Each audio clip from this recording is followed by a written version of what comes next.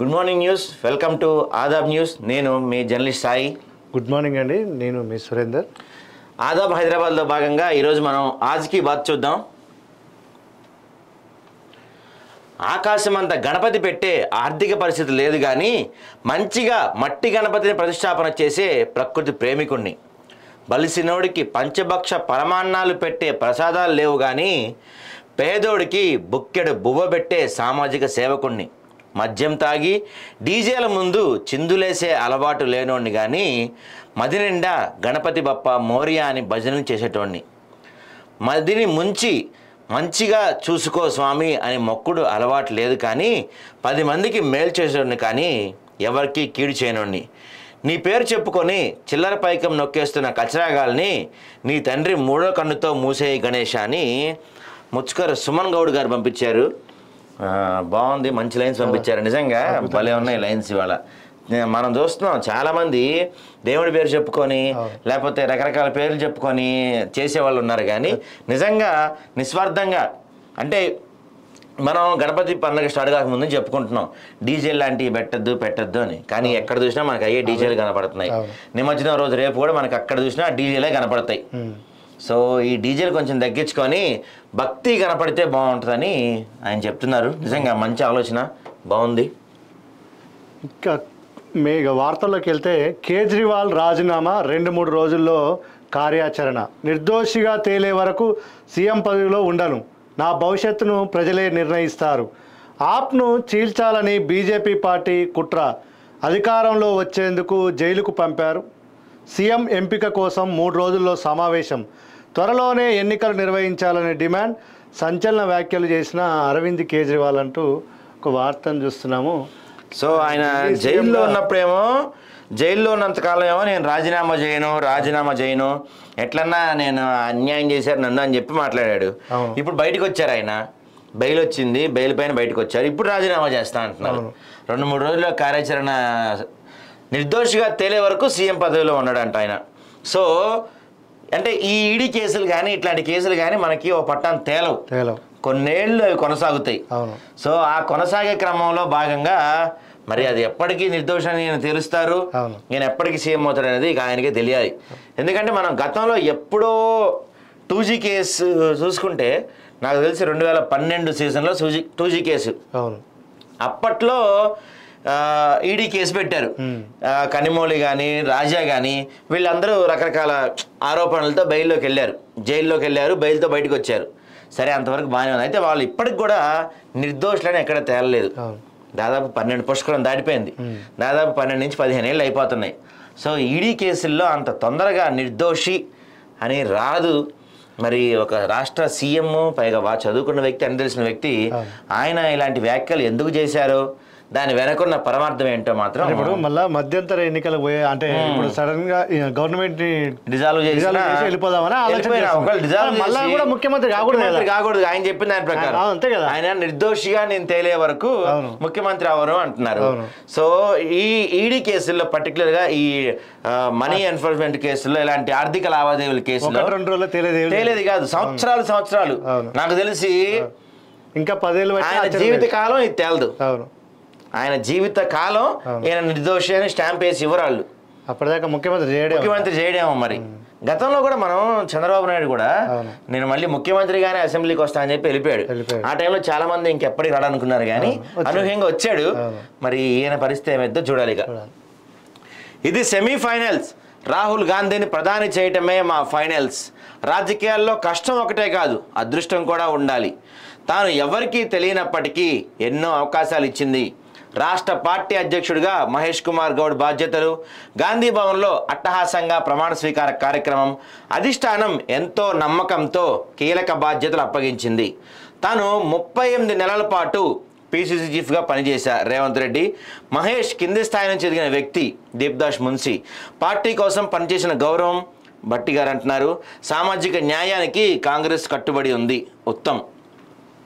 దీని గురించి నిన్న రేవంత్ రెడ్డి మాట్లాడుతూ, తెలంగాణ ఇచ్చినప్పటికీ 2 పర్యాయాలు కాంగ్రెస్కి అధికారం దక్కలేదు. వేరువేరు కారణాలతో అధికారంలోకి రాలేకపోయింది. పీసీసీ అధ్యక్షుడిగా నేను 38 నెలలు ప్రజల తరపున పోరాటం చేశాను. రైతులకు 2 లక్షల రుణమాఫీ చేస్తానని వరంగల్ డిక్లరేషన్లో రాహుల్ గాంధీ చెప్పారు. అధికారంలోకి వచ్చిన వెంటనే 2 లక్షల రుణమాఫీ చేశాం. కాంగ్రెస్ మాట ఇస్తే తప్పక జరిగి తీరుతుందని నిరూపించాం. రాష్ట్రంలో కాంగ్రెస్ ప్రభుత్వం అధికారంలోకి వచ్చిన నాటి నుంచి హామీల అమలు ప్రారంభించాం. ఈయన ఒక్కో రోజు ఒక మాట మాట్లాడతాడు. ఏంది, మొన్నేమో 18 లక్షల కోట్లే రుణమాఫీ అయిందని నేను చెప్పాడు. మళ్ళీ వాళ్ళేమో నేను చెప్పిన 2 లక్షల రుణమాఫీ పూర్తి అయిపోయిందని చెప్తున్నారు. మరి ఏంటో సరే, అది పక్కన పెడితే నిన్న గాంధీ భవన్లో మహేష్ కుమార్ గౌడ్ పిసిసి బాధ్యతల ప్రమాణ స్వీకారం అట్టహాసంగా జరిగింది. దీప్దాస్ మున్షి, మంత్రులు, ముఖ్యమంత్రి, కాంగ్రెస్ పార్టీ కేడర్ అంతా పెద్ద ఎత్తున తరలి వచ్చారు. నిజంగా ఒక కన్నుల పండుగలా జరిగింది. బాగా భారీగా కేడర్ తరలి వచ్చారు అన్ని వైపుల నుంచి. అయితే నిజంగా ఇక్కడ దీంట్లో మాత్రం కొంతమంది మాట్లాడుతూ గుర్తింపు కాంగ్రెస్ పార్టీలో పార్టీ నమ్ముకొని ఉన్న వాళ్ళకి ఖచ్చితంగా గుర్తింపు వస్తుంది అని చెప్పి బట్టి మాట్లాడారు. మహేష్ కుమార్ గౌడ్ కూడా దాదాపు ఆయన 40 ఏళ్ళ నుంచి పార్టీలో ఉన్నారు. అనేక సందర్భాల్లో ఓటమి ఎదురవైనా, టికెట్ ఇచ్చినా ఇవ్వకపోయినా, ఏం జరిగినా సరే దాదాపుగా 40 ఏళ్ల నుంచి ఆయన పార్టీని అంటిపెట్టుకునే ఉన్నారు. సో పార్టీని అంటిపెట్టుకున్న వాళ్ళకి ఇలా ఎప్పటికైనా గుర్తింపు వస్తుంది అని చెప్పి నిన్న మహేష్ కుమార్ గారు చెప్పారు. తర్వాత బట్టి గారు కూడా అదే మాట అన్నారు నిన్న. సో ఇక ఇంకో వార్త చూద్దాం మనం. ఇక బట్టికి అరుదైన గౌరవం. 19వ ప్రపంచ నోబెల్ శాంతి శిఖరాగ్ర సమావేశానికి ఆహ్వానం. ఈ నెల 18 నుంచి 21వ తేదీ వరకు మెక్సికో దేశంలో కార్యక్రమాలు. శాంతి అనే ప్రధాన అజెండాతో జరగనున్న సమావేశాలంటూ మరొక వార్త చూస్తున్నాం. బట్టికి ప్రపంచ నోబెల్ శాంతి శిఖరాగ్ర సమావేశానికి ఆహ్వానం వచ్చిందంట. మంచి విషయం. మన తెలుగు తెలంగాణ వ్యక్తికి నోబెల్ శాంతి శిఖరాగ్ర సమావేశానికి ఆహ్వానం రావటం నిజంగా గొప్ప విషయంగానే చెప్పాలి. ఇక నిన్న కేటీఆర్ అంటారు, ఇది ప్రజాస్వామ్యం కాదు, నిరంకుశత్వం. ప్రజాస్వామ్యాన్ని తొంగలో తొక్కుతుంటే రాహుల్ కళ్ళు మూసుకున్నారా? సీఎం రేవంత్ రెడ్డి తీరుపై రాహుల్ను టార్గెట్ చేసిన KTR. BRS working president KTR కీలక వ్యాఖ్యలు. ఎన్నికల్లో ఇచ్చిన హామీలు మరిచి డైవర్షన్ రాజకీయాలని చెప్పి చెప్తున్నారు. ఇప్పుడు ఈ టాపిక్ ఈ 2-3 రోజుల నుంచి జరుగుతున్న టాపిక్ ఏదైతే ఉందో ఇదంతా అయిపోయింది. ఇప్పుడు దీన్ని రాహుల్ గాంధీని టార్గెట్ చేశారు. అయితే ఇక్కడ మేము కేటీఆర్ని ఒక విషయం అడగదలుచుకున్నాం. సార్ వచ్చి దాదాపు నాకు తెలిసి ఒక 4 డేస్ అవుతుంది, 3-4 డేస్ అవుతుంది. రాగానే అర్జెంటుగా అసలు ఫస్ట్ ఫ్లైట్ దిగ్గానే బ్యాగ్ అన్న ఇంట్లో పెట్టారో లేదు తెలియదు కానీ కౌశిక్ రెడ్డి ఇంటికి వెళ్ళి పరామర్శించారు. అలా బెలే అనుకున్నారు, అంతా బాగానే ఉంది. ఆ తర్వాత సరే మన ఏం చనిపోయారు జిట్టా బాలకృష్ణ, వాళ్ళ ఇంటికి వెళ్ళి పరామర్శించారు. ఓకే, మంచి విషయమే. తర్వాత నిన్న జడ్చర్లు వెళ్ళారు. తర్వాత నిన్న కొన్ని ప్రెస్ మీట్లు పెట్టారు, నాగవని కలిశారు, కొన్ని ప్రెస్ మీట్లు పెట్టారు. కాంగ్రెస్ పార్టీ అజ్జేట్లా ఇన్ని మాడారు కదా. ఇంతవరకు సార్ వచ్చి 4 రోజులు అయింది. అసలు ఖమ్మం మహబూబాబాద్లో అమెరికాలో ఉన్నప్పుడు ఒకటే ట్వీట్లు చేసిన ఈ పెద్ద మనిషి ఇప్పటి వరకు ఎందుకు వెళ్ళా? ఖమ్మం మహబూబాబాద్ టైం దొరకట్లే ఆయనకి. మిగతా అన్నీ మాట్లాడతాడు. అదేమంటే మేము కాంగ్రెస్ పార్టీని వెంటాడతాం, వేటాడతాం, వదలం, అసలు చుక్కలు చూపిస్తాం మేము కాంగ్రెస్ పార్టీకి అని చెప్తారు. కానీ ఇంతవరకు మాత్రం ఈయన మహబూబాబాద్ వెళ్ళడు, ఖమ్మం వెళ్ళడు, వాళ్ళ నాన్న బయటికి రాడు, వాళ్ళ పార్టీ వాళ్ళు ఎవరు మాట్లాడరు. ఒక హరీష్ రావు కూడా తిరుగుతున్నాడు, ఇంకెవరు మాట్లాడరు. కానీ వీళ్ళు ప్రభుత్వాన్ని మాత్రం విమర్శిస్తారు. మిమ్మల్ని వదలం, మీ వెంట పడతాం, మీ సంగతి తేలుస్తామని చెప్పి ప్రభుత్వాన్ని మాత్రం విమర్శిస్తారు. మరి ఇది వాళ్ళకే తెలియాలి ఏంటో. వివాదం కంటిన్యూ. అరికపూడి గాంధీ నివాసానికి బీఆర్ఎస్ నేతలు ముట్టడిస్తారని ఊహాగానాలు. ఇటీవల కౌశిక్ రెడ్డి గాంధీ మధ్య సవాళ్లు ప్రతి సవాళ్లు. గాంధీ నివాసం వద్ద 200 మంది పోలీసులు. సప్తగిరి కాలనీ మొత్తం ఆధీనంలోకి తీసుకున్న పోలీసులు. దయచేసి ఈ ఇవాళ రేపు కొంచెం వదిలేయండి, మీ తర్వాత కొట్టుకుందరు. కానీ కౌశిక్ రెడ్డి గారికి కానీ లేకపోతే అరికపూడి గాంధీకి కానీ మా విజ్ఞప్తి ఏంటంటే ఈ 2 రోజులు కొంచెం మీ గొడవలు అయ్యి పక్కన పెట్టండి దయచేసి. ఎందుకంటే ఇవాళ మిలాదున్నవి, రేపు నిమజ్జనం, రేపు తెలంగాణ విమోచన దినం, విలీన దినం, ప్రజాపాలన దినం, రకరకాల మంది రకరకాల పేర్లు పెడుతున్నారు కదా. సో ఇది ఉంది. రేపు చాలా సెన్సిటివ్ టాపిక్స్ నడుస్తున్నాయి హైదరాబాద్లో. మీకు తెలుసు, నిమజ్జనం అంటే కొన్ని వేల మంది పోలీసులు బందోబస్తు ఉన్నా సరే ఘటనలు జరుగుతూనే ఉంటాయి చిన్నవి. జాగ్రత్తగా ఉండాల్సిన బాధ్యత పోలీసు వ్యవస్థపై ఉంది. మీ ఒక్కళ్ళ కోసం 200 మంది పోలీసులను కేటాయిస్తే మిగతా చోటకి పంపాల్సిన పరిస్థితి ఉంటుంది. కాబట్టి దయచేసి ఈ 2 రోజులు మన సాటర్డే సండే పెట్టుకోండి నిజంగానే ఈ 2 రోజులు మన కౌశిక్ రెడ్డి కానీ గాంధీ కానీ బేషరత్తుగా మా అభిమానులకు కార్యకర్తలకు మా విజ్ఞప్తి, ఈ 2 రోజులు ఎటువంటి వాటిలోకి పాల్గొవద్దు. మన గొడవలు తర్వాత గొడవ పడదాం. మీరు అన్నట్టు ఎల్బీ స్టేడియం తీసుకొని మధ్యలో గీత తీసుకొని కొట్టుకోండి, లైవ్ చూస్తాం అందరం చక్కగా.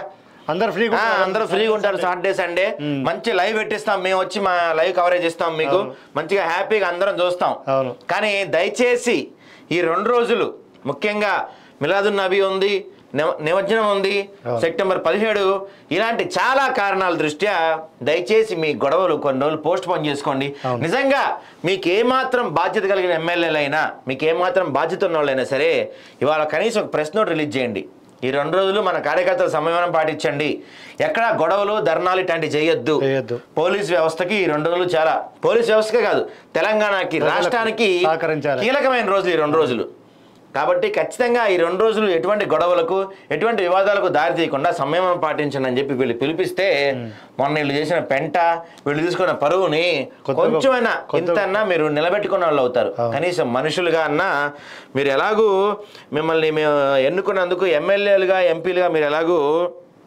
మాకేం చేయలేకపోతున్నారు కనీసం ఇదన్నా చేయండి అంతే ఇక విపక్షాలు కుట్రలు చేసిన బీజేపీకే పట్టం లోక్సభ ఎన్నికల్లో మీరు తెగువ నచ్చింది మీ వద్దకు రాకుండా నన్ను ఏది ఆపలేదు భారీ వర్షంతో బై రోడ్డులో రాంచీ నుంచి జంషెడ్పూర్కు వచ్చిన ప్రధాని 126 కిలోమీటర్లు రోడ్డు మార్గంలో మోదీ జార్ఖండ్ అసెంబ్లీ ఎన్నికల్లో భాగంగా గోపాల్ మైదాన్లో బీజేపీ ర్యాలీలో పాల్గొన్నారు దాదాపు అయితే ఎన్నికలు వస్తున్నాయి కదా ఎన్నికలు వచ్చినప్పుడు వీళ్ళు కనపడుతూ ఉంటారు ఇక మరో ముఖ్యమైన విషయం అందరూ గమనించండి దయచేసి దీన్ని పరిగణలోకి తీసుకోండి రేపు దాదాపు అర్ధరాత్రి 2 గంటల వరకు మెట్రో సేవలు ఉండబోతున్నాయి 17, 18 కూడా రాత్రి వేళల్లో మెట్రో సర్వీస్ చివరి స్టేషన్ నుంచి 1 గంటకు ప్రారంభం నిమజ్జనం సందర్భంగా టైం పొడిగింపు హైదరాబాద్ నగరవాసులకు శుభవార్త నిజంగా ఇది 100% శుభవార్తగానే చెప్పాలి ఎందుకంటే ఇవాళ రేపు అదే ఇవాళ సాయంత్రం నుంచే స్టార్ట్ అవుతుంది మెల్లగా హడావిడి ఇక రేపు అయితే 17వ తారీఖు 18వ తారీఖు సాయంత్రం వరకు కూడా ఆ ట్రాఫిక్ క్లియర్ అవ్వదు ఈ 2 రోజులు కంపెనీస్ మన సాఫ్ట్వేర్ కంపెనీస్ లాంటివి అయితే దాదాపుగా వర్క్ ఫ్రమ్ హోమ్ ఇచ్చేసాయి స్కూళ్ళకి సెలవులు ఇక నిమజ్జనాలకు వెళ్తారు కదా అందరూ చూడటానికి వెళ్తారు కదా కొంచెం జాగ్రత్తలు పాటించండి వెహికల్స్ తీసుకెళ్ళకండి మెట్రో అయితే ఈజీ పబ్లిక్ ట్రాన్స్పోర్ట్ యూజ్ చేయడానికి ట్రై చేయండి ఎందుకంటే మీరు కార్లు వేసుకెళ్ళినా బళ్ళు వేసుకెళ్ళినా ట్యాంక్ బండ్ పరిసర ప్రాంతాల్లో పార్కింగ్ కూడా చాలా కష్టం అక్కడ మీకు పార్కింగ్ కూడా దొరకదు పైగా ట్రాఫిక్ జామ్ అయిపోద్ది అనవసరంగా చక్కగా పబ్లిక్ ట్రాన్స్పోర్ట్ యూజ్ చేయండి ఒళ్ళంతా బంగారం వేసుకొని వెళ్ళకండి అందరూ ఉంటారు ఎందుకంటే మంచోళ్ళు ఉంటారు చెడ్డోళ్ళు ఉంటారు వాళ్ళు కూడా దేవుడిని మొక్కుకుంటారు స్వామి ఈసారి గిట్టుబాటు అయ్యేది చూడు అని సో అందరూ వస్తారు కాబట్టి మీ జాగ్రత్తలు మీరే పాటించాలి ప్రతి చోట ప్రతి మూల పోలీసులు ఉండలేరు పోలీసులు రక్షణ కల్పించలేరు మాక్సిమం వీలైనంత వరకు పాపం ట్రై చేస్తారు వాళ్ళు ఈసారి చాలా 25,000 ప్రొడక్షన్ పైగా అత్యధిక టెక్నాలజీ వాడుతున్నారు లేటెస్ట్ టెక్నాలజీ వాడుతున్నారు డ్రోన్స్ వాడుతున్నారు ఎక్కడికక్కడ షీ టీమ్స్ ఉంటున్నాయంట జాగ్రత్త వహించండి నిన్న మన ఛానల్లో ఒక వీడియో పెట్టాం షీ టీమ్స్ గురించి ఒకడు బస్సులో ఒక లేడీని అసభ్యకరంగా తాకే ప్రయత్నం చేస్తున్నాడు షీ టీమ్స్ దాన్ని వీడియో తీసి రిలీజ్ చేశాయి షీ టీమ్స్ అంతేకాకుండా తర్వాత వాడికి గట్టిగా ఇచ్చాయి ఇక్కడ మీకు తెలియాల్సిన విషయం ఏంటంటే మీరు చేసే ప్రతి పని షీ టీమ్స్ గమనిస్తూ ఉంటుంది వీడియోస్ రికార్డ్ అవుతాయి అవి తర్వాత సోషల్ మీడియాలో కూడా వస్తాయి మీ పరువు అక్కడే కాదు రాష్ట్ర వ్యాప్తంగా మీ పరువు పోద్ది దయచేసి అలాంటి ఎదవేషాలు వేయకండి ఏమన్నా ఉంటే దానికి వేరే ప్రాంతాలు ఉన్నాయి అడిగి పోండి మీరు రేపటి వచ్చి అక్కడ పెంట చేయకండి సో అందరికీ నగరవాసులందరికీ ఎక్కడెక్కడి నుంచో వస్తారు నిమజ్జనం చూస్తానికి అందరికీ మా విజ్ఞప్తి ఆదాబ్ న్యూస్ నుంచి జాగ్రత్తలు పాటించండి చిన్నపిల్లలు ఉన్నా పెద్దవాళ్ళు ఉన్నా కొంచెం జాగ్రత్తగా కేర్ తీసుకొని వెళ్ళండి పబ్లిక్ ట్రాన్స్పోర్ట్ యూజ్ చేసే ప్రయత్నం చేయండి మీ నగలు కానీ విలువైన వస్తువులు కానీ వీలైనంత వరకు క్యారీ చేయకుండా వెళ్ళే ప్రయత్నం చేయండి హ్యాపీగా నిమజ్జన కార్యక్రమాలు చూసి వెళ్ళి ఒక అరగంట గంట ఒక 2 అవర్స్ ఉండొచ్చేలాగా చూసుకోండి డే అంతా అక్కడ ఉండి ట్రాఫిక్ మొత్తం ఇదైపోయేలా చూసుకోకుండా ముఖ్యంగా మా విన్నపం ఏంటంటే పోలీసులకు సహకరించండి పోలీసులు ఏమైనా చెప్పినా ఇటు నుంచి వెళ్ళకూడదన్నా అది చేయకూడదన్నా దయచేసి పోలీసులకు సహకరించండి ఎందుకంటే గొడవపడి ఎందుకంటే ఒక చిన్న సంఘటన జరిగినా అది అందరం బాధపడాలి నగరం మొత్తానికి చెడ్డ పేరు కాబట్టి మా విజ్ఞప్తి ఆదాబ్ తరపు నుంచి దయచేసి వాళ్ళకి సహకరించండి అంతేకాదు కింద మా వాట్సాప్ నెంబర్ స్క్రోల్ అవుతుంది మీ నిమజ్జనం కానీ మీ ఏరియాలో జరిగే నిమజ్జనాలు కానీ లేకపోతే మీ నిమజ్జన కార్యక్రమాలు కానీ ర్యాలీలు కానీ ఇట్లాంటివి ఏమన్నా మాకు చూపించాలన్నా వీడియో తీసి మా వాట్సాప్కి పంపించండి మా వాట్సాప్ నెంబర్ కింద స్క్రోల్ అవుతుంది ఖచ్చితంగా మేము చూపించే ప్రయత్నం చేస్తాం మీ సంబరాలు మాతో పంచుకోండి మీ సంబరాలని మేము ప్రజలకు చూపిస్తాం ఇక నెక్స్ట్ వార్తకైతే ఇరిగేషన్ శాఖకు 500 కోట్లకు పైగా నష్టం. వారం రోజుల్లో సాగర్ ఎడమ కాలువ పనులు పూర్తి. వర్షాల వల్ల రాష్ట్రంలో 10,000 కోట్ల నష్టం. రాష్ట్ర ప్రభుత్వం అప్రమత్తంగా ఉంది. రైతులకు నష్టం జరగకుండా అన్ని విధాలుగా చర్యలు. నీటిపారుదల శాఖ మంత్రి ఉత్తమ్ కుమార్ రెడ్డి అంటూ నిన్న సూర్యాపేట జిల్లాలో అన్నారు. ఇక మరో వార్త చూస్తే ఎమ్మెల్యేలకు రక్షణగా కాంగ్రెస్ సరికొత్త వ్యూహం. 10 మందిలో 7గురిది సేఫ్ జోన్, 3గురిది డేంజర్ జోన్. బీఆర్ఎస్ ఎల్పీ విలీనమే ఎజెండాగా పావులు కదిపిన కాంగ్రెస్. బీఆర్ఎస్ అనుకున్నది ఒకటి, కాంగ్రెస్ చేస్తుంది మరొకటి. ఎమ్మెల్యేలను ప్రత్యేక గ్రూప్గా గుర్తించాలన్న ప్రతిపాదన తెరపైకి. దీంతో చేరినోళ్లకు రక్షణ, చేరేటోళ్లకు భరోసా ఇచ్చే ప్రయత్నం. తన లక్ష్యాన్ని చేరుకోలేక 10 మందితో సరిపెట్టుకుందంటూ ప్రచారం. ఒక్కరు కూడా పార్టీ మారంటూ గులాబీ పార్టీ అల్టిమేటం. 3గురు తప్ప అందరూ పార్టీలో చేరతారంటూ స్పష్టం చేస్తున్న కాంగ్రెస్ పార్టీ అని చెప్పి ఒక ఆర్టికల్ వచ్చింది. దీని గురించి చూద్దాం ఒకసారి మనం.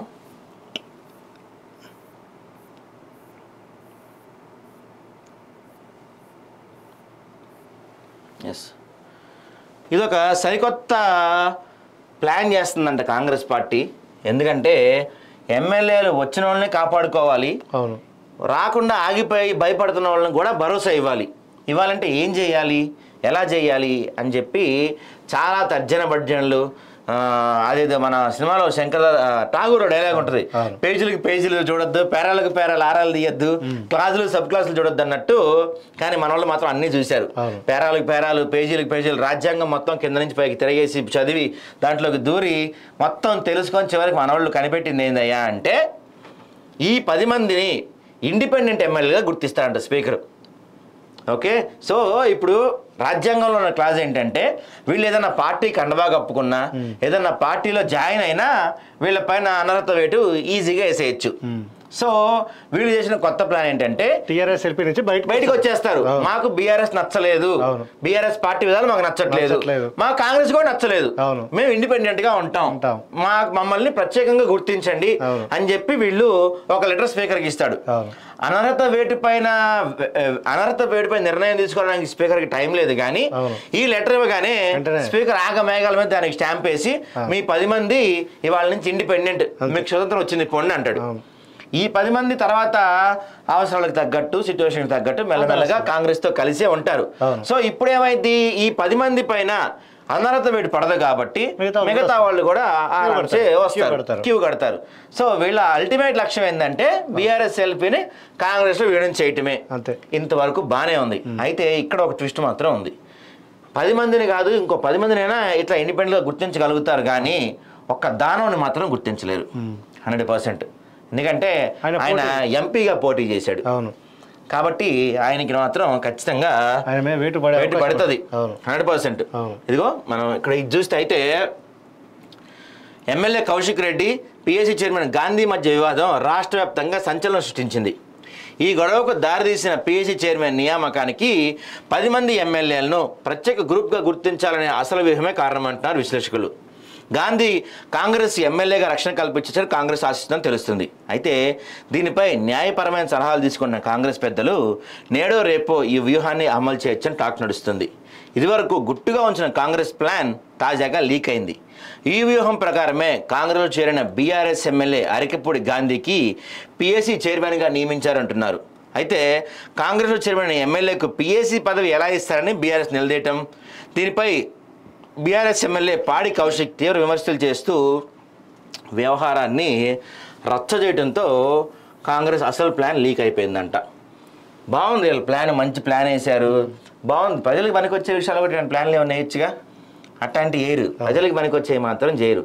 ఎమ్మెల్యేలను ఎట్లా లాక్కోవాలి, పార్టీ ఎమ్మెల్యేలను ఎట్లా లాక్కోవాలి. ముఖ్యమంత్రి దీని ఇది ఆ మీటింగ్ లో మాట్లాడితే ఏమంటుండంటే కాంగ్రెస్ వాళ్ళు చాలా మంచోళ్ళు, కాంగ్రెస్ వాళ్ళ జోలికి వస్తే ఊరుకోమంటుండే. ఇప్పుడు అరికప్పుడు గాంధీ కాంగ్రెస్ అని చెప్పాడు ఆయన. అయితే వీళ్ళు ఏమంటారు, ఇప్పుడు నిన్న కూడా వీళ్ళు ఏమంటారు, అసలు అరికపూడి గాంధీ ఏమంటాడు, నేను వేసుకున్నది కాంగ్రెస్ కండవా కాదు, గుడికెళ్ళి తీసిన కండవా నాకేసారు అన్నాడు. సో ఈ 10 మంది గుడికెళ్ళి వచ్చారు, కాంగ్రెస్ పార్టీకి కాదు. కాంగ్రెస్ పార్టీ అనేది ఒక దేవాలయం, నిజంగా వీళ్ళు గుడికెళ్ళి వచ్చారు అంతే. సో ఇట్లాంటి ప్లాన్ ఒకటి చేశారు. అయితే అది ఎలాగో బయటకు అయితే లీక్ అయిందంట ప్రస్తుతానికి. సో ఈ 10 మంది కాదు, ఇంకో 10 మంది వచ్చినా స్పీకర్కి వీళ్ళు లెటర్ రాస్తారు, సార్ మాకు బీఆర్ఎస్ నచ్చట్లేదు, వాళ్ళ విధానాలు నచ్చట్లేదు, అక్కడ మాకు ఊపిరి ఆడతలేదు, బయటకు వచ్చి మేము స్వేచ్ఛగా గాలి పీల్చుకోవాలనుకుంటున్నాం, మాకు స్వేచ్ఛ ప్రసాదించండి అని చెప్పి వీళ్ళు రాస్తారు. రాయగానే స్పీకర్ ఎక్కడున్నా అమెరికా, లండన్, జపాన్, ఆఖరికి స్పేస్లో ఉన్నా సరే ఫస్ట్ వచ్చేసి వీళ్ళకి ఒక స్టాంప్ వేసి మీరు వాళ్ళ నుంచి ఇండిపెండెంట్ అని చెప్పి వెళ్తాడు. సో వీళ్ళపైన అప్పుడు అనర్హత వేయడానికి ఛాన్స్ ఉండదుగా. బీఆర్ఎస్ వాళ్ళు కోరుకుంటాం బై ఎలక్షన్ రాదుగా, ఇది వీళ్ళ ప్లాన్. ఇట్లాంటి పనికి ఫామ్ హౌస్ లో ఇంకెంత పెద్ద స్కెచ్ చేస్తాడు సారు, సైలెంట్ గా ఉన్నాడంటే మనకి తెలిసింది. సారు తీవ్రమైన తపస్సు చేస్తున్నారు. మొన్న యాగం అయిపోయింది కదా, ఇప్పుడు తపస్సులో ఉన్నారంట. ఒకేసారి బ్రహ్మదేవుని ప్రత్యక్షం చేసుకొని అప్పుడు మళ్ళీ ఏం బాంబు పేలుస్తారు, అప్పుడు బయటకు వస్తారంట. అప్పటి వరకు సార్ రారు. మొన్న కొన్ని పత్రికలు కూడా రాశాయి, సారు స్టీరింగ్ వదిలేస్తున్నారా, ఇట్లాంటి కొన్ని రాశాయి. సరే మనం ఇప్పుడు కాంగ్రెస్ గురించి మాట్లాడుకుంటున్నాం కాబట్టి వీళ్ళు అనుకున్న దానికోసం ఎంతకైనా వెళ్తారు, ఎంత దూరమైనా వెళ్తారు అనటంలో ఇది ఒక బెస్ట్ ఎగ్జాంపుల్గా చెప్పచ్చు 100%. ఇదేదో రుణమాఫీకో మిగతా వాటికి నియమాలు రూల్స్ పెడుతున్నారు కదా, పెట్టకుండా వాటిని ఎలా అమలు చేయొచ్చు, అవి ఎలా చేయొచ్చు అని మాత్రం వీళ్ళకి ఐడియాలు రావు. ఇలాంటివి మాత్రం ఎట్లా చేయాలి, అనర్హత వేటు పడకుండా ఎట్లా కాపాడాలి.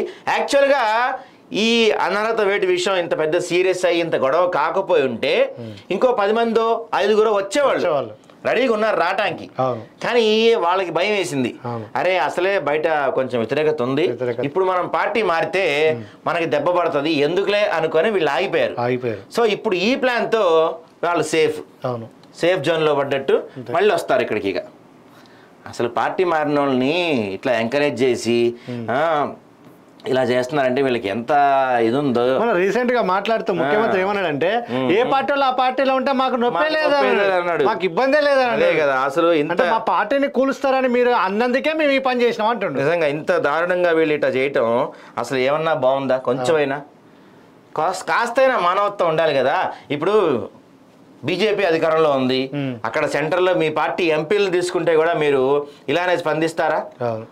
ఎక్కడైనా ఫిరాయింపులు ఒకటే కదా, ఇక్కడైనా అక్కడైనా ఎంపీ అయినా ఒకటే కదా. అదే వేరే మీ పార్టీ ఎమ్మెల్యేలను ఎంపీలను పక్క రాష్ట్రాల్లోనో సెంట్రల్లోనో ఫిరాయింపులు చేస్తుంటే మీరేమో అమ్మో అమ్మో అని చెప్పి గుండెలు బాదుకుంటారు. మరి ఇప్పుడు మీరు చేస్తుంది ఏంది? మీరు అదేగా చేస్తున్నారు. గతంలో వీళ్ళు ఎమ్మెల్యేలు తీసుకుంటుంటే కేసీఆర్ పెద్ద పెద్ద రచ్చలు రాద్ధాంతాలు చేశారు, అదే దారిలో ఇల్లు వెళ్తున్నారు. రేపు మీరు గెలుస్తారు ఓడిపోతారు తెలియదు, నెక్స్ట్ ఇంకో పార్టీ వస్తుంది, వాళ్ళు ఇదే చేస్తారు, ఇదే నేర్చుకుంటారు. ఇక ఏం మార్పు ఉంటుంది? మీరు ప్రజలకు చేసేదే ఉంటుంది. మీరు ఏ కాడికి మీ సీటు కాపాడుకోవాలి. ఒకప్పుడు ఓన్లీ సీటు కాపాడుకోవాలనే ఉండేది, ఇప్పుడు సీటు కాపాడుకోవడం కాదు, పక్కోడిని నుంచోకుండా పడేయాలనే ఆలోచన ఇప్పుడు తయారవుతుంది అందరికీ. ఈడికి 60, ఇప్పుడు కాంగ్రెస్ పార్టీకి 65 సీట్లు ఉన్నాయి, వీళ్ళకి వచ్చిన డోకానే లేదు. 5 ఏళ్ళు ఆరాంసే ప్రభుత్వం పాలించవచ్చు. మరి అర్జెంట్ గా ఇప్పుడు ఎమ్మెల్యేని దేనికి తీసుకోవటం అంటే, గతంలో కేసీఆర్ కూడా వీళ్ళకి ఫుల్ మెజార్టీ ఉన్నా కూడా తీసుకోవటం ఏంటంటే అసలు ఆ పార్టీని భూస్థాపితం చేయాలి, ప్రతిపక్షం ఉండకూడదు, 10-15 ఏళ్ళు నేనే అధికారంలో ఉండాలి, ప్రతిపక్షం ఉండకూడదు అనే ఒక పనికిమాలిన ఆలోచన వల్లే ఇదంతా అవుతుందంటే మాత్రం వాస్తవంలో దాంట్లో కేసీఆర్ సక్సెస్ అయ్యాడు. ఎందుకంటే కాంగ్రెస్ జెండా లేని ఊర్లు కూడా ఉండే. అవును, ఎందుకంటే టీడీపీ క్లీన్ స్వీప్ చేసిండు, కాంగ్రెస్ కూడా దాదాపు ఆడదాకా తీసుకొచ్చాడు. కానీ ప్రజలు తిరగబడ్డారు. అది ప్రజలు తిరగబడ్డప్పుడు నువ్వు జెండా లేకుండా చేస్తేంది, ఇంకోటి చేస్తేంది, రేపు మీకు కూడా అదే అవకాశం ఉంటుంది, గ్యారంటీగా వస్తుంది మీకు. వచ్చింది కాబట్టి కేసీఆర్ అట్లా అనుకోలే, ఏ జెండా లేకుండా చేస్తే అయిపోతుంది అనుకున్నాడు. కానీ ప్రజలు ఉన్నారు, ప్రజలు పిచ్చోళ్ళు కాదు, ఖచ్చితంగా అన్ని చూస్తా ఉంటారు. ఇవాళ కాకపోతే రేపైనా మీకు ఇప్పుడు వీళ్ళు ఆడే నాటకం వాళ్ళకి తెలియదు అనుకుంటారు. అంతేగా, ఎందుకు తెలియదు? ఇప్పుడు మీరు అదే దారిలో వెళ్తున్నారు, మళ్ళీ 5 ఏళ్ళ తర్వాత కానీ సరే 10 ఏళ్ళ తర్వాత అనుకుందాం ఇంకో పార్టీ వస్తుంది. ఎల్లకాలం అధికారం శాశ్వతం కాదు అని మీరు గుర్తుపెట్టుకోవాలి. గతంలో మనం ఒక బెస్ట్ ఎగ్జాంపుల్ అండి మీకు, కలకత్తాలో ఆయన పేరు మర్చిపోయాను నేను, ఆయన సిపిఎం లీడర్, దాదాపు కాదు దాదాపు 30 ఏళ్ళలో ఎంతకాలం ఆయన కంటిన్యూస్ గా పరిపాలించారు. అసలు అక్కడ కమ్యూనిస్టులదే హవా, ఇంకో పార్టీ లేని పరిస్థితి. అలాంటిది ఇప్పుడు ఈమె వరుసగా 4 సార్లు 3 సార్లు బెంగాల్ మమతా బెనర్జీ చేసింది. ఇప్పుడు నెక్స్ట్ టైం ఓడిపోవచ్చు. ఎవరికి అధికారం శాశ్వతం కాదు, అది గుర్తుపెట్టుకోండి మీరు. 150 వచ్చినాయని ఒకళ్ళు విర్రవీగారు, 11కి పరిమితం అయ్యారు. ఇక్కడ కూడా గత ఎన్నికల్లో టీఆర్ఎస్ కి దాదాపు 109 సీట్లు ఎన్ని వచ్చినట్టు ఉన్నాయి. 100 చిల్లర సీట్లు వచ్చినాయి. 100 వచ్చినాయి, మేము ఇంకా తోపుతున్నాం అనుకున్నారు. సీన్ కట్ చేస్తే 40 కూడా రాలే, మీకు 38 ఎన్నో వచ్చినాయి. అట్లా అధికారం అనేది శాశ్వతం కాదు. ప్రజలు అన్నీ చూస్తుంటారు. ప్రజలు అమాయకులు కాదు, ప్రజలు పిచ్చోళ్ళు కాదు. ఎవరికి ఇవ్వాల్సింది వాళ్ళకి ఇచ్చే వదులుతారు. ఇక ఓటుకు నోటు కేసు ఏమైంది? విచారణ పూర్తి చేయలేకపోయింది బీఆర్ఎస్. మీ సర్కార్ వైఫల్యమే కదా కేటీఆర్కు కేంద్ర మంత్రి కౌంటర్ అంటూ మరొక వార్త చూస్తున్నాం. ఈయన ఇప్పుడు కేటీఆర్కు బండి సంజయ్కి వార్ నడుస్తుంది. వీళ్ళిద్దరి మధ్యలో ఏంది అని అంటే, ఈయన మొన్న బీఆర్ఎస్ పార్టీని తీవ్ర విమర్శలు చేసిండు. దానికి కౌంటర్గా కేటీఆర్ మాట్లాడుతూ, మీరు మమ్మల్ని అంటే కేవలము బీఆర్ఎస్ మీద పెట్టిన దృష్టి కాంగ్రెస్ పార్టీ మీద పెట్టలేదు అని చెప్పేసి రేవంత్ రెడ్డి ఓటుకున్నట్టు కేసులో ఉన్నప్పటికీ కూడా ఆయన ముఖ్యమంత్రిగా కొనసాగుతున్నాడు, మీరేం చేస్తున్నారు అనే వ్యాఖ్యల మీద నిన్న బండి సంజయ్ మాట్లాడడం జరిగింది. ఆయన ఏమంటున్నాడు, ఓటుకు నోటు కేసు అనేది మీ ప్రభుత్వంలో ఉన్నప్పుడు జరిగింది, మరి మీరేం చేసిర్రు, మీరు చేతిలో కదా అధికారం ఉన్నది అని చెప్పేసి మన బండి సంజయ్ మాట్లాడడం జరిగింది. నిజంగా ఇప్పుడు సెంట్రల్లో ఉన్నది బీజేపీ, ఇక్కడ ఉన్నది బీఆర్ఎస్. అయినప్పటికీ కూడా ఆయన మీద చర్యలు తీసుకోలేదని వీళ్ళిద్దరు కొట్టుకుంటున్నారు. సో ఇది ఎంతవరకు పోతుందో చూడాలి. మరి ఇక మిగతా వార్తల్లోకి వెళ్తే, ఉత్తమ ఉపాధ్యాయ అవార్డు గ్రహీత ఈగ సత్యనారాయణ జాగృతి విద్యాలయంలో ఘన సన్మానం అంటూ మరొక వార్త చూస్తున్నాం. ఇది బాగుంది చూడు. సబ్బు పిల్లపై గణపనాథుడు అంట. నర్సంపేట పట్టణానికి చెందిన శాంతివన్ నిర్వాహకుడు, వనప్రేమి అవార్డు గ్రహీత, లిమ్కాబుడ్ అవార్డు గ్రహీత గోకరస్వామి సబ్బు పిల్లపై గణపతిని అందంగా చెక్కి తన భక్తి చాటుకున్నాడు. భలే ఉంది కదా సబ్బు పిల్లపై. ప్రజాపాలన దినోత్సవం సందర్భంగా జెండా ఆవిష్కరించనున్న వ్యవసాయ కమిషన్ చైర్మన్ ఎం కోదండరెడ్డి అనివార్య కారణాల వల్ల కె కేశవరావు ప్రభుత్వ సలహాదారు పర్యటన రద్దు. మెదక్ జిల్లా కలెక్టర్ రాహుల్ రాజ్ ప్రజాపాలన దినోత్సవంగా ఇప్పుడు వీళ్ళు చేస్తున్నారు, ఎందుకంటే గవర్నమెంట్ చెప్పించేయాలిగా. మరిక జన విజ్ఞాన వేదికలో మూఢనమ్మకాలు జన జీవనానికి ప్రమాదం, ప్రొఫెసర్ కె నాగేశ్వరరావు. ఇంకా మనోళ్ళు మూఢనమ్మకాలు దీంట్లోనే వెళ్తూ ఉన్నారు.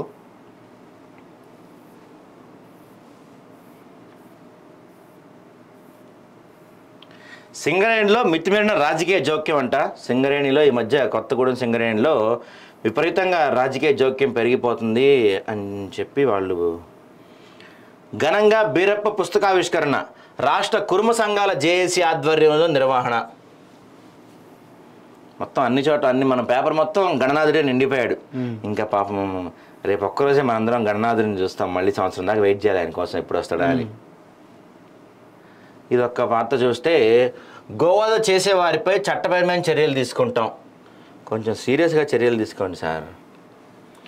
పార్టీ మారినా పాలకవర్గం మాటలు ఉత్తర కుమార ప్రగల్భాలేనా? అవినీతి పాలనకు చరమగీతం పాడుతాం, అక్రమ నిర్మాణాలు కూలుస్తామన్న పార్టీ మారిన పాలకవర్గం ఎక్కడ? ఫిర్యాదిగూడ కార్పొరేషన్లో ఏ డివిజన్ చూసినా అక్రమ నిర్మాణాలే, అందిన కాడికి దోచుకుంటున్న నాయకులు. గతమంతా అవినీతిని ప్రోత్సహించిన వారే నేడు కాంగ్రెస్ ముసుగులో ఉన్న బీఆర్ఎస్ ప్రజాప్రతినిధులతో మార్పు ఎలా సాధ్యం? అవినీతి అక్రమ నిర్మాణాలను వెలికితీసిన విలేకరులపై పోలీసు కేసులు పెట్టించిన కాంగ్రెస్ పెద్దల హైజాక్తో అక్రమ నిర్మాణాలకు నోటీసులు ఇచ్చి చేతులు దులుపుకుంటున్న మున్సిపల్ సిబ్బంది. ఫిర్యాదిగూడలో వార్త అంట. ఇక్కడ చూడండి, కార్పొరేషన్లో కొంతమంది పెద్దలు అధికారులను కట్టడి చేయడంతో అక్రమ నిర్మాణాలపై చర్యలు తీసుకోలేక కమిషనర్ నిస్సహాయ స్థితిలో ఉన్నట్టు తెలుస్తుంది. ఫిర్యాదిగూడ కార్పొరేషన్ ఏర్పడిన నాటి నుండి నేటి వరకు అధికారులపై ఒత్తిడి తీసుకొచ్చి అక్రమ నిర్మాణాలను ప్రోత్సహిస్తూ భారీగా అవినీతికి పాల్పడ్డారనే ఆరోపణలు ఎదుర్కొంటున్నారు కొంతమంది కార్పొరేటర్లు. 4.5 ఏళ్లుగా అవినీతి అక్రమాలతో కాలం గడిపి నేడు కాంగ్రెస్లో చేరగా దోచుకోవడానికి ఇక 4 నెలలు ఉండడంతో వీరి అవినీతి అక్రమాలను ఎండగడుతున్న విలేకరులపై పోలీసులు కేసు పెడుతూ పైశాచిక ఆనందం పొందుతున్నారు. చూడండి, దీని గురించి మన రిపోర్టర్స్ రాస్తుంటే వాళ్ళపైన కేసులు పెడుతున్నారంట. అవినీతి చేస్తున్నామని చెప్పి ఫిర్యాదిగూడ నగరపాలక సంస్థలో విలేకరులు బయటికి తీసుకొస్తే వాళ్ళపై కేసులు పెడుతున్నారు. ఆఖరికి ఎంత దౌర్భాగ్య పరిస్థితి అంటే కమిషనర్ కూడా నిస్సహాయ స్థితిలో ఏమీ చేయలేని పరిస్థితిలో కమిషనర్ ఉన్నాడంటే అక్కడ పరిస్థితి ఎలా ఉందో మనం అర్థం చేసుకోవచ్చు. కమిషనర్ ఏం చేయలేకపోతున్నాడు, రిపోర్టర్లు అడిగితే కేసులు పెడుతున్నాడు. ఇది ఫిర్యాదిగూడ మున్సిపల్ కార్పొరేషన్లో పరిస్థితి. ఇంకా అఖిల భారత తాల్ సేనా పోటీలో మొదటి స్థానంలో నిలిచిన తెలంగాణ ఏపీ ఎన్సీసీ డైరెక్టరేట్.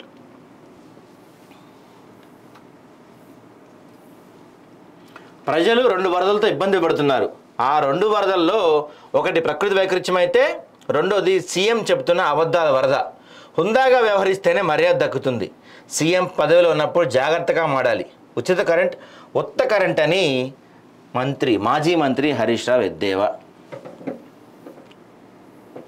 ఇది చూడండి ఒకసారి. ఇక మార్కెట్లోకి కొత్తగా ఓ చర్మ వ్యాధి, ఆ వ్యాధికి సెల్యులైటిస్ నామకరణం చేసిన వైద్యులు ఇప్పటికే మంకీపాక్స్ భయం మరణాలు కొనసాగుతుండగానే విజృంభిస్తున్న సెల్యులైటిస్ వ్యాధితో ప్రజలు బాధపడుతున్నారు.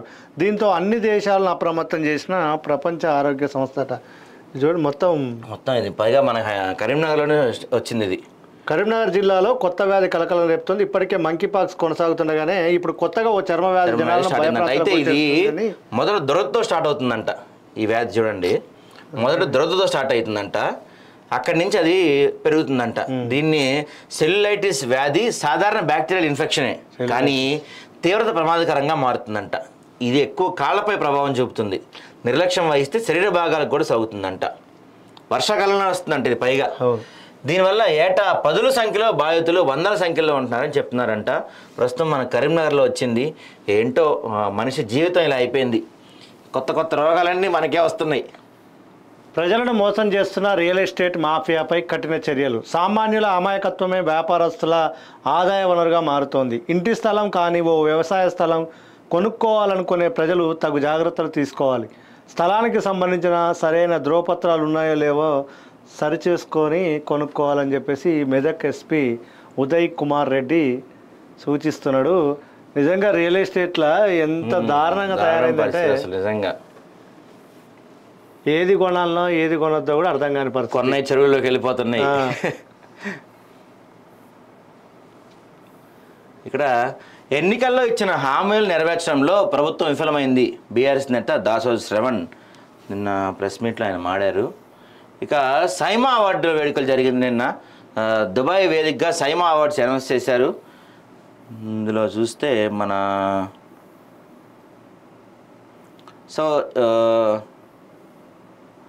నాని నటించిన దసరా హాయ్ సినిమాలు పురస్కారాలు అందుకున్నాయి.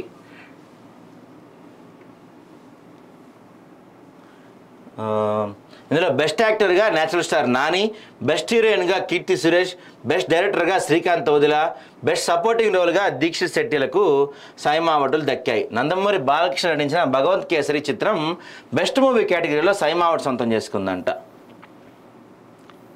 ఇదిగో సైమా అవార్డ్స్ నిన్న బాగా ఘనంగా జరిగినాయి. బేబీ హీరోయిన్ వైష్ణవి కూడా అవార్డు వచ్చింది బెస్ట్ డెబ్యూ హీరోయిన్గా. గణేష్ నిమజ్జనానికి ట్యాంక్ బండ్పై అనుమతి ఇవ్వాలి. ఆందోళన చేపట్టిన భాగ్యనగర్ ఉత్సవ సమితి నేతలు ట్యాంక్ బండ్పై ఉద్రిక్తత, బ్యారికేడ్లు, ఫ్లెక్సీలు, జాలీల తొలగింపు.